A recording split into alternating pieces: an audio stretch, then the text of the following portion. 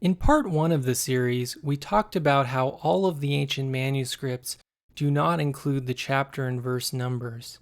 We also talked about how these numbers were added later. We also looked at a number of differences between Christian Bible numberings and rabbinic Jewish numberings.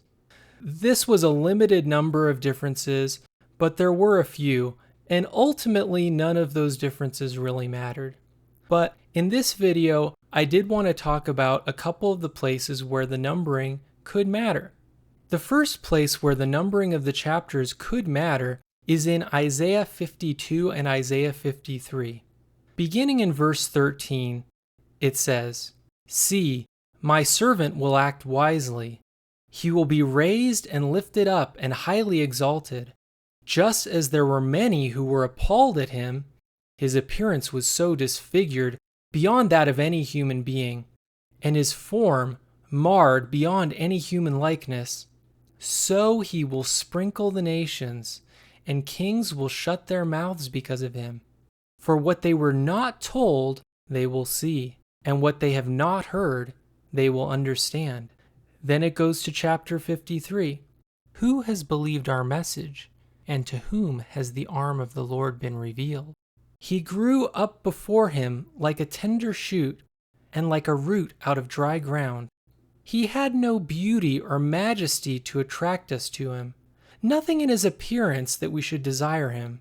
He was despised and rejected by mankind, a man of suffering and familiar with pain." Now, when we look at this, the servant in verse 13 of chapter 52, the one who's disfigured and marred, is clearly the servant of the Lord from Isaiah 53, the same person who it describes in Isaiah 53 as being despised and rejected by mankind, a man of suffering and familiar with pain. So there's clearly a link between these two different chapters. Furthermore, if we look at the transition place between the two chapters, it's quite seamless. Let me read it again. "And kings will shut their mouths because of him. For what they were not told they will see, and what they have not heard they will understand. Who has believed our message, and to whom has the arm of the Lord been revealed?" The kings in this section are rulers of the earth, and may represent the people they rule over as well, which we would call the nations. This also may be related to Isaiah 49:23. But continuing in Isaiah 52, it says that these rulers shut their mouths because they understand what they have not heard. Namely, those who were not told about the Messiah understood who he was. A paradoxical outcome. Then the question arises, what about those who were told? Which of them believed? That is the question in verse 1 of chapter 53. So, based on what I'm seeing, there's no reason to think that these are completely different thoughts and should be divided in the way they've been divided.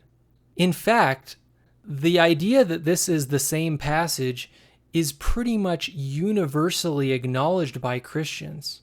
Dr. Michael Brown, who is an expert on apologetics, has done a lot of discussion about Isaiah 53, and he always points out that the passage should begin in Isaiah 52, verse 13. See the link in the description below for an example of where he says this. Even more surprisingly than that, at least some rabbinic Jews also agree that Isaiah 53 should begin in Isaiah 52, verse 13. Now, any time they agree with us on something, we should take it seriously, especially if it's about Isaiah 53. I consider this to be a strong example, and we might reasonably conclude that they simply divided the chapters in the wrong place. More on this later. A couple of other quick examples that I won't go into in detail. Isaiah 9 seems linked to the darkness theme at the end of chapter 8. So basically, Isaiah 9 is a very important passage talking about how light has come upon the people through Messiah. Of course, as Christians, we understand this as coming through Jesus, and it does specifically mention Galilee, which is, of course, the place where Jesus performed most of his ministry. But at the end of chapter 8, it talks about darkness, and it does seem like there's a contrast here and that it's part of one idea. Now, it is true that the topic does seem a little bit distant from the idea of Messiah, and frankly, it can be a little bit hard to understand. So I admit that this example is somewhat debatable, but I think it is more likely than not that these should be linked together. We all know that Genesis 1 talks about the 7 days of creation, right?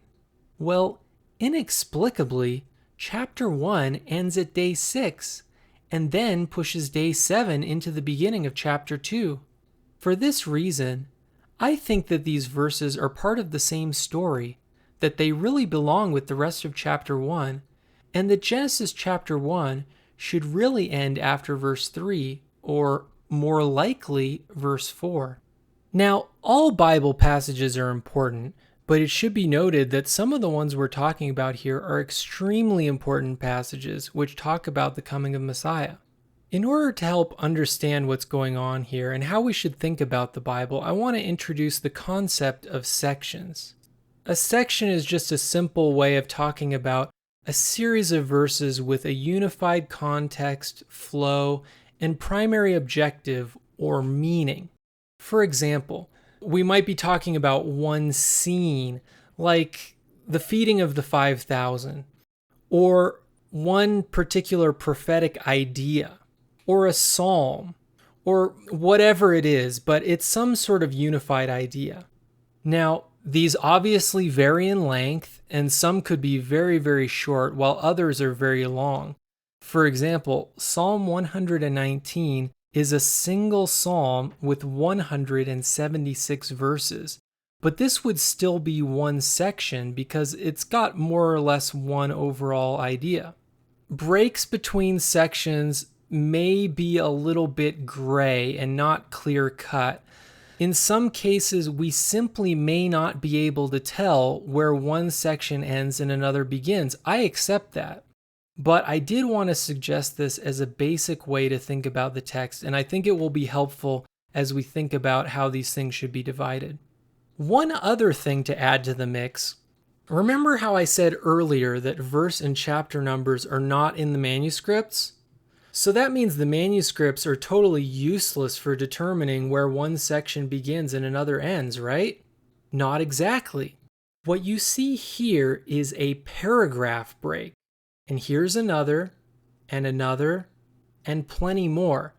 This might look a little cramped compared to what we're used to, because it doesn't have a full line between one and the other. But in general, they weren't leaving a lot of blank space on the page in the ancient world, because all writing media, whether papyrus or hides, would have been very valuable. But despite this, they do leave some room for breaks. So this kind of analysis could shed some light on where the section breaks are. For a number of reasons, though, I don't think this evidence will ever be very strong. But with that said, the strongest evidence will be when there is no paragraph break where we would expect one. But even then, I don't think it would prove much on its own, but it definitely is something to keep in mind. I also should mention that I doubt paragraph breaks are identical in all manuscripts. So I've already made the statement a couple of times that there may be something wrong with the way the chapters are divided. So what do I mean when I say the numbering or chapter division is wrong? I think it's pretty hard to get the verses too wrong, so I'm just going to focus on the question of how the chapters should be divided. I think the idea of sections can help. If we think about the Bible as a series of sections, one after another, ranging from 6 to 200 verses, when we're assigning these sections to chapters, what we want to avoid the most of all is splitting the sections in half and interrupting the flow. It would be fine to combine multiple small sections into one chapter, as is fairly common in existing Bible chapters. One might argue that some of the larger sections should be broken into multiple chapters, And that would be fine, even though that is not what we see in the case of Psalm 119. This is one of those interesting situations where there may be more than one right way to do it, but there also are many wrong ways to do it. And the wrong ways involve doing things that break up sections. At the beginning of this video, I showed what I think are a few good examples of where that actually happened. So let me share a couple of final thoughts with you about this. The Bible was read for thousands of years without any numbering system at all. Despite what some may think, even Jesus himself was not reading the King James Bible in English and quoting it chapter and verse. These were added in the 13th to 16th century AD, quite late in the grand scheme of things. The numbering systems were pretty much universally accepted, but we did discuss some differences in rabbinic Jewish Bibles. Mostly the verse and chapter divisions are good and maintain the logical flow of the text, but there are a few exceptions. And in these unusual cases where there are mistakes, they do not change the words in any way, but they can cause us to miss the context. So this is a good thing to know about when you're doing your own study and trying to determine how much weight to put on the numbering. Oh, and by the way, the section titles aren't in the manuscripts either.